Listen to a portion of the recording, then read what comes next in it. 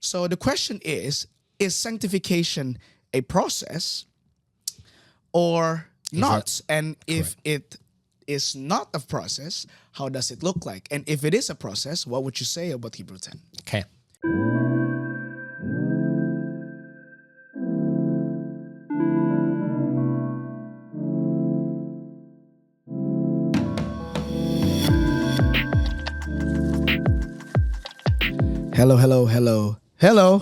Hello, guys. Welcome back to Cultivated Podcast, where it's equipping all generations to become Christ's ambassador. It's an interesting intro. But anyway, today's episode is the deeply rooted episode, where we're basically taking a bunch of questions from our fellow believers, Christians, friends, brothers and sisters. And we're going to take one of them, something about Christianity, and we'll be asking that today and answering those questions in a very, very deep sense. So, before I go into the questions, guys, I would like to introduce today's speaker, the infamous, young at heart, Mr. Yosia. Hola, everyone. How are you, sir? I'm pretty good. A bit tired, a bit sleepy because I only slept for 2 hours last night. But other than that, excited to be here. Praise God, sir. Happy to have you here, sir. Last time we met, also do a podcast. I hope today is going to be a blast. Did we do a podcast last time we met? I think so. It's okay. It's okay. I'm not Forgive too my famous. bad memory. No worries. It's fine. Anyway, so let's go into the questions, sir. So I think one of the questions is basically, if I can paraphrase it, we learned that our Christian faith is basically a justification from God Himself, that He justified us sinners, and we can just simply, through faith, by His grace, believe it, not with our works, but really God who chose us, in a sense. And after we were saved, after we confess our sin and put our faith in Jesus, He justified us. But then there's a next story where we are going to be perfected when we are being sanctified. Correct. Hence, sanctification. I guess the question is, because the thought of justification is just by grace alone, is sanctification is our part this time? Is it now our work to be perfected like Jesus? Okay. I think this is a very common question. And I think this is one of the area where a lot of Christians actually are struggling to understand. And because of that, there's a lot of misunderstanding on what sanctification is. Right. In fact, if you study the book of Galatians, and I hope one day that you will, in BIC, the book of Galatians is written for that very purpose, because there's a lot of misunderstanding on justification and sanctification. In fact, most of the meat of the book is actually Paul's rebuke on the misunderstanding on the idea of sanctification. Like you said, for example, we believe that we are saved by grace through faith alone. That the moment that we put our faith in Jesus, at that very moment, we are counted righteous. Not because of anything that we do, it's simply by grace through faith. Yep. So in one moment, we are sinful, but in one act of faith, suddenly we declare holy, righteous, and blameless in the eyes of God. Yep. Perfect. So that's justification. It has nothing to do with our works. It has nothing to do with what we do or we don't do. It's simply because of our faith in Jesus alone. Boom! Immediately, we are perfected. We are holy and righteous and blameless. So the question is now, we're talking about sanctification. Okay? Yes. And let's define how we use the word sanctification first. I think the question that a lot of people have in regarding to sanctification is the idea of, all right, fine, I'm holy, I'm righteous, I'm blameless, but in my daily life, I am not yet holy. Yes. I am not yet righteous, fully righteous. I'm not yet blameless. So there's a gap there. And then the word sanctification is used to picture that process for us to slowly but surely become more and more like Jesus. Okay? That's how we use the word sanctification for this question. Right. Because I've read the question, there's going to be another question where we use the word sanctification slightly different. Right. But in your question is, okay, in the process on how we become more like Jesus, grow more mature in Christian life, how do we do that? Okay, does sanctification actually involve our part? Yes. Does actually involve our work? Okay, let me ask you, what do you think? I think that sanctification is a part where, we have to, I guess, mimic Jesus, how he view about things, and how we can grow to his likeness of doing things. His action, we need to mimic that. Correct. But how? Does that involve human work? Or is it by faith, by grace through faith alone? It's like I'm the one who's asking question now. He's the one that's trying to answer. What is this going on? It's a reverse psychology. Yeah, I think I'm not too sure because honestly, if I said that it's my work alone, then it's gonna be a relentless battle of failing, growing. But if I'm always just saying about grace alone, maybe that's my question today. Like, what does that look like? I guess. Okay. For now, that's my answer. All right. So here's the misunderstanding that a lot of Christians have. In fact, this is Paul's main rebuke in the book of Galatians. So in Galatians chapter 3, in verse 3 to 5, he talked about this in a very impolite way. He says this, "Are you so foolish? Having begun by the Spirit, are you now being perfected by the flesh?" That is his question. So because a lot of Christian in Galatians think, all right, fine, I received my salvation by faith, by grace through faith, but now in order for me to become more like Jesus, it requires my part. It requires me to do something. So now, Paul says, are you so dumb that you begin by Spirit, and now you think that you've been perfected, slowly become more like Jesus by flesh, which means by human work. Okay, this is by Paul basically rebuking the Galatians. So his answer is no. The same way that you are being justified is the same way that you're being sanctified. So your sanctification actually, mark my word here, I'll explain it slowly, is by grace through faith alone. Now, immediately the moment I say that, some people are like, no. Because sanctification requires us to kill our flesh, to kill our sin. You can't just say by grace through faith alone. Yes and no. Yes, sanctification requires us to kill our flesh. Yes, sanctification requires us to say no to sin. But the way that we do it is not by adding human work. No, the way that we do it is to go back to the gospel. To go back to how we are justified by God in the first place. How are we justified?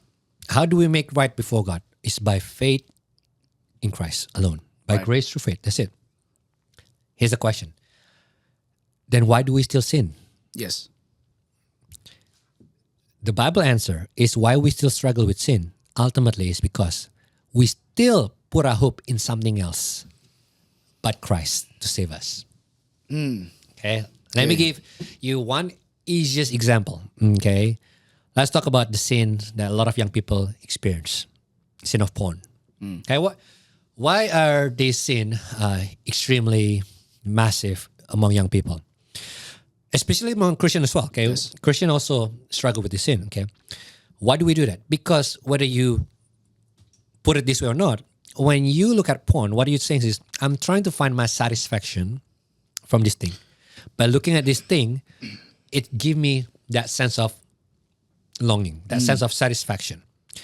So with another word, what we are doing is we're putting our hope in that thing, in porn.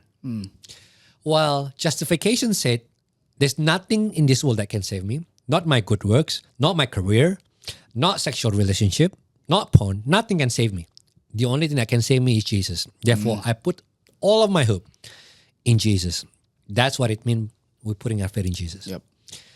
So the reason that we sin, the reason why we still struggle with porn or whatever sin that we still struggle is because ultimately there's something else that our hearts still desire more than Christ. Right. And therefore... So there comes the sanctification part. Correct. Right? Yeah. So therefore, the way that we deal with it is basically by going back, hold on a second. This thing cannot give me what I really need. This thing cannot give me what my heart really longs for. Only Jesus can. And then we look back to the cross of Jesus Christ and we realize He has done it for us at the cross. He has paid the price for our acceptance in front of God at the cross. He has fulfilled our desire for longing. He has given that to us. And now because of that, we believe that. We embrace that. Boom. And then it's reflected in our life. Okay. So in one way, in other words, sanctification is actually going back to your justification and living out your justification. Okay, got it. So it's still by grace through faith. It's still by grace through faith. So it's not as if now I'm done with the faith part. Now I'm adding works in order to become more like Christ. No. It's keep going back to the truth that you believe and living out that truth. Is it if I can actually put that into one sentence, does that mean like basically our sanctification should just basically saying that whatever that we do that we're trying to mimic Jesus have to always be from our justification, have to be the reason is because we're just sinners and we just want to surrender more to God, but not adding our works. Can we say that? Okay. Yes. In one sense, it's like that. So in one sense, when we are justified, we are already fully perfect, fully righteous, fully blameless. But in reality, as we walk our process with God, we continue to trade that perfection with the empty promise of the world. That's why we sin. Yep. So basically what we're doing is say, no, I'm going to say no to the empty promise of the world. And I'm going to say, Got I'm going to remind myself of what Jesus has done for me. Amazing. So that's what actually empower our sanctification. So now it will require a lot of work at the end. Right. But that work is not because we are trying to prove ourselves, trying to make ourselves better, but rather we are living out what is already true of us because of Jesus. I think that's the key point. I think the most amazing key point is that not because I think it's not a sense of self-righteousness. I guess we want to prove ourselves, but it's just basically remember who our Lord is and why we are. And I think it's very interesting because in this sense that we are always being perfected every single day because we trade our faith we trade our place of hope, I guess, where we put, and we want to be perfected. And I guess that's a process of sanctification. Yep. And just like you guessed it, I don't know if it's a prophesy or maybe I tell you something behind the scenes about the second question. True, what's up? Yes, actually, yeah. Let's not try to do that. Anyway, yes, it's the second question is because if we actually look at our Bible in Hebrews 10, verse 10 to 14, I'm just gonna read 10 and 14.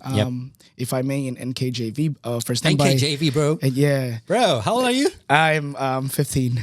Nah. And you read NKJV? Yeah. No, actually, this is just there's a lot of story behind it. All right. Check my Instagram. Anyway, no, verse 10, by that will we have been sanctified through the offering of the body of Jesus, Christ once and for all. And then verse 14 says, for by one offering he has perfected forever those who are being sanctified. Correct. And if you notice, the word sanctified is actually already in the past tense. That means that it has already been done. Okay. So I think the question very, very simple is that since we're talking about sanctification as a process so that we can keep putting our faith in Jesus while doing there's works at the end, but it's not us.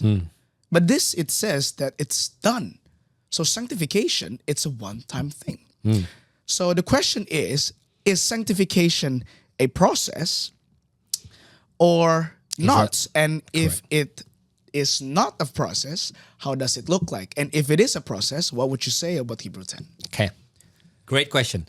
I think Hebrew 10 is one of those beautiful passages that describe the dance between justification and sanctification perfectly.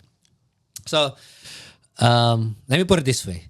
Let me go to Romans chapter 8 first. Because in Romans chapter 8, the famous verse 28 that you guys all know, pretty much if you grew up in church. And we know that all things work together for good for those who love God and call according to his purpose and stuff. But then in verse 29 and 30, it actually gives the foundation why we can be sure that everything works for good. And in that verses, in those two verses, basically Paul gave us this wonderful background of what's happened to Christian the moment they believe in Jesus. So Paul said those who are predestined, those who are foreknew are predestined, those who are predestined are called, and those who are called are justified. But then he jumped, those who are justified are also glorified. Hold on a second, Paul. I think you skipped one step here. Where is sanctification in this? Because from justified, he straight away jumped to glorified. And then he used glorified in past tense, which kind of weird because we're not glorified yet. But why are you putting it in past tense? We're not glorified. We will be glorified. That should be the correct verb. But yet, Paul has the audacity to use the word glorified in past tense to let us know in the eyes of God, this whole process of our salvations is done. And the author of Hebrew explained that in a different way. So in the author of Hebrew, in Hebrews chapter 10, verse 10, you already mentioned the verse earlier. There's a phrase that we see, we have been sanctified. Okay, that's not just past tense, that's actually perfect tense. Perfect tense means something that's been done in the past, but has continuous effect today. So past tense is something that's been done in the past, but the effect might not necessarily continue. But if the effects continue today, it's called perfect tense.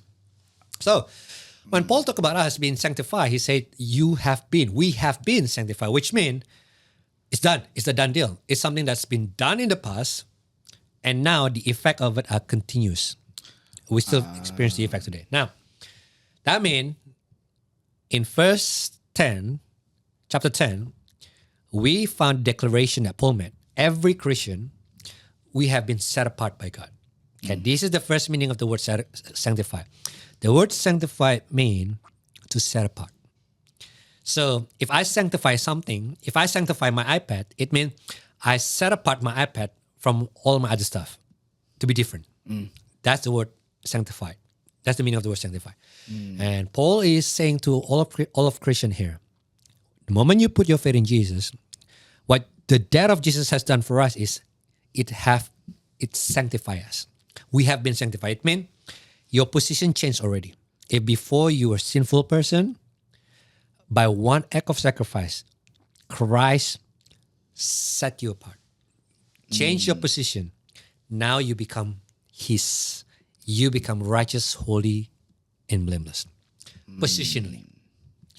So as a position, so let's say before you are here, and Christ said, now you have been sanctified. He moved your position here. You change position.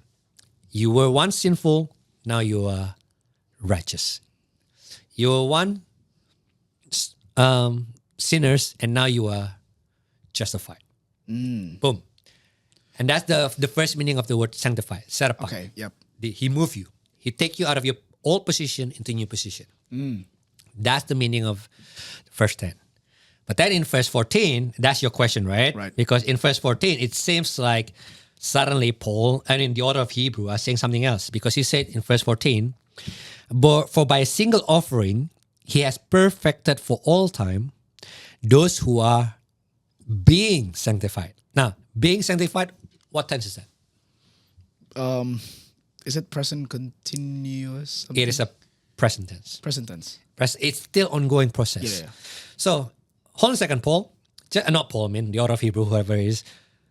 Just a few verses earlier, you said, we have been sanctified.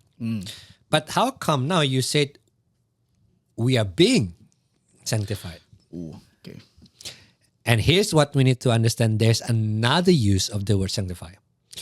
If the first use of the word sanctify means to set apart, the other use of the word sanctify is what we talked about earlier. It's the ongoing process, the ongoing journey of we become more and more like Christ every day. And now Paul says, not Paul, why keep I saying Paul? The author of Hebrew. The author of Hebrew. We don't know who he is, by the way. Yep. The author of Hebrew have the audacity to say, in one sense, positionally, you are already moved from sinful to justified. You are already righteous. But then, for by single offering, he has perfected for all time those who are being sanctified, which means we find that rhythm again that we found in Galatians. In one sense, you're already positionally holy, righteous, and blameless. But in our daily life, in our daily conduct, we are yet to be fully holy, righteous, and blameless. But then, God is continuously sanctifying us. We are continue being sanctified. To one day, we may achieve what is already true of us, positionally. So the goal of Christian life is not only that we become holy, righteous, and blameless positionally, but we become holy, righteous, and blameless in our conduct as well. So Right. position and conduct together. So in verse 10, he talked about position. In verse 14, he talked about the daily conduct, the ongoing process. Wow, that's interesting. I'm actually, my brain is working finally. That's a very good answer. So if I can conclude everything, so basically in verse 10, it's a sanctification in terms of position, where God takes us from sinful to righteous.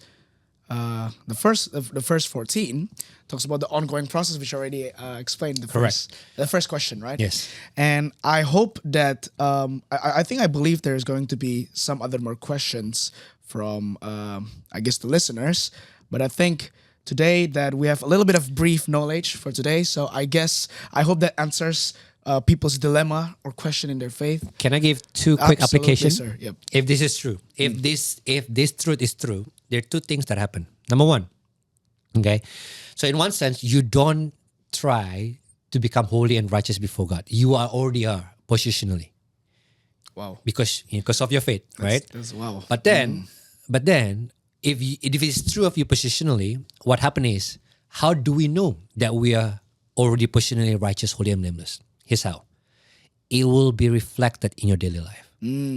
Those who have been sanctified are those who are being sanctified.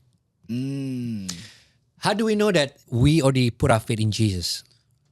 Here's how we know: because we have this new desire to continue to want to reflect His character, love more and more in our daily life.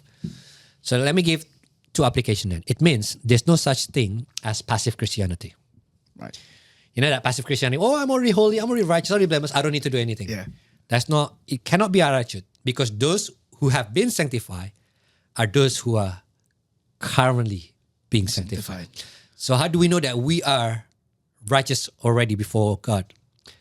It is we continue to struggle, we continue to do our best to lift out our righteousness. That's number one. So there's no such thing as passive Christianity. If you're passive, most likely then you haven't understand what you've been saved to, or maybe you just maybe not safe yet. And second, when you are struggling, of course, let's face it, Christian life is hard. You struggle with sin every day. When you struggle with hope. You don't struggle, oh my gosh, I need to do this. No. You struggle with hope, because you struggle from a place of victory. You struggle from a place of knowing that you are already righteous, holy, and blameless before God.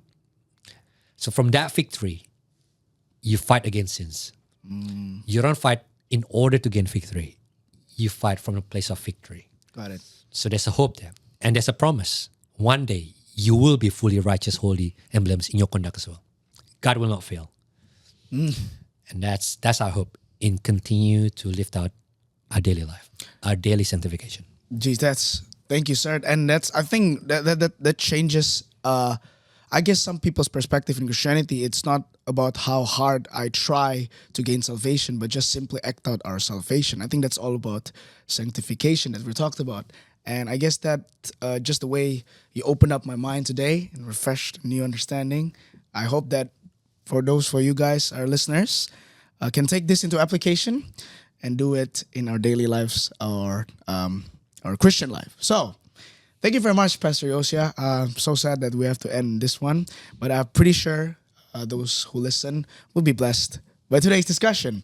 Awesome. Thank you very much, sir. But before Thank you for having me. Thank you, sir. But before we ended up our episode for today, just want to encourage everybody who have questions more, like very difficult questions, even more difficult than mine. I'm not saying that it's difficult. Go to our Instagram, Cultivated Podcast. There's going to be a linked tree that will be directed when you clicked to a website and find a question mark. Click there, leads you to a Google form. Type in the question with full of passion, all of your struggle, press send, and we'll be able to read it. And maybe next time we can answer your question. I guess, see you guys next time in our Cultivate podcast, bringing all generations to be equipping all generations to become Christ ambassadors. Bye. See you guys. See you guys.